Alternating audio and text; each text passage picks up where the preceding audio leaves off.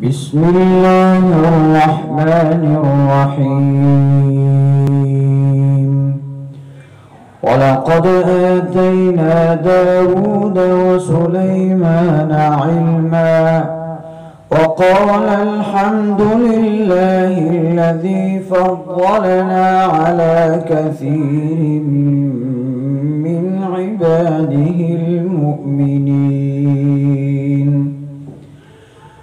وورث سليمان داود وقال يا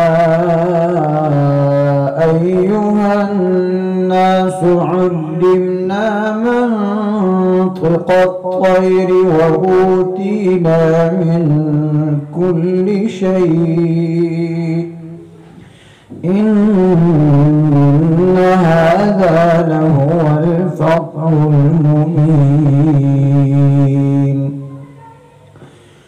وحشر لسليمان جنوده من الجن والإنس والطير فهم يوزعون حتى إذا أتوا على واد النمل قالت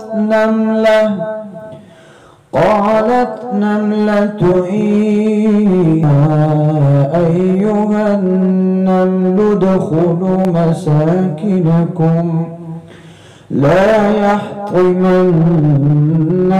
سليمان وجنوده وهم لا يشعرون. فتبسم ضاحكا من قولها وقال رب أوزعني أن أشكر نعمتك التي